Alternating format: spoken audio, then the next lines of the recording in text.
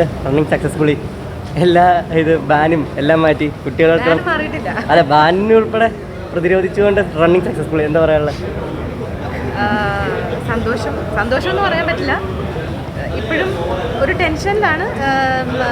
തിയേറ്ററിലെന്ന് പറഞ്ഞു കഴിഞ്ഞു എല്ലാവരും കയറുന്നുണ്ട്, ചിരിക്കുന്നുണ്ട്, വിസിലടി കേൾക്കുന്നുണ്ട്, സന്തോഷം, അതൊക്കെ കാണുമ്പോൾ ഭയങ്കര സന്തോഷമുണ്ട്. പക്ഷേ ഇപ്പോഴും നമ്മൾ എന്താ പറയുക, ചെറിയ പല കാര്യങ്ങളിലൊക്കെ ചെറിയ വിഷമങ്ങളൊക്കെ ഉണ്ട്. കാര്യം പോസ്റ്റേഴ്സ് ഒന്നും എവിടെയും കാണുന്നില്ല. അപ്പോൾ അതിൻ്റെയൊക്കെ ചെറിയ വിഷമങ്ങളൊക്കെ ഉണ്ട്.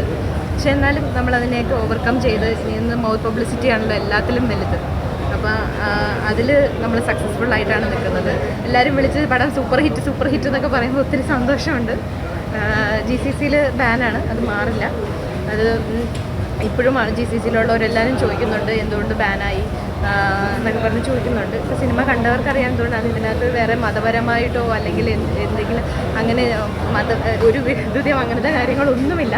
നമ്മൾ ചെറിയ രീതിയിൽ ഒരു LGBT കണ്ടൻറ്റ് ഇതിനകത്ത് ഒന്ന് ലൈറ്റായിട്ട് പറഞ്ഞു പോകുന്നത് മാത്രമേ ഉള്ളൂ. അല്ലാതെ വേറെ ഒന്നുമില്ല ഇത് ബാൻ ചെയ്യാനായിട്ട്.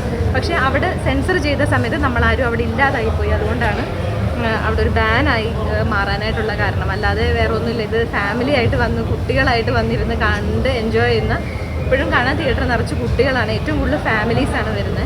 അപ്പോൾ അങ്ങനെ എൻജോയ് ചെയ്യാൻ പറ്റുന്നൊരു സിനിമയാണ് സാന്ദ്രയുടെ ഒരു പോസ്റ്റ് കണ്ടിരുന്നു ഫേസ്ബുക്കിൽ, അതിനെപ്പറ്റി സംസാരിച്ചു. അതിന് താഴെ വരുന്ന കമൻറ്റുകളിൽ ഒരു സ്ത്രീ ആയതുകൊണ്ട് ഒതുക്കാൻ നോക്കുകയാണ്, അങ്ങനെയുള്ള പ്രശ്നങ്ങളൊക്കെ പറഞ്ഞുകൊണ്ടൊക്കെ കണ്ടല്ലോ. സാന്ദ്ര അതിനൊന്നും പ്രതികരിച്ചും കണ്ടില്ല.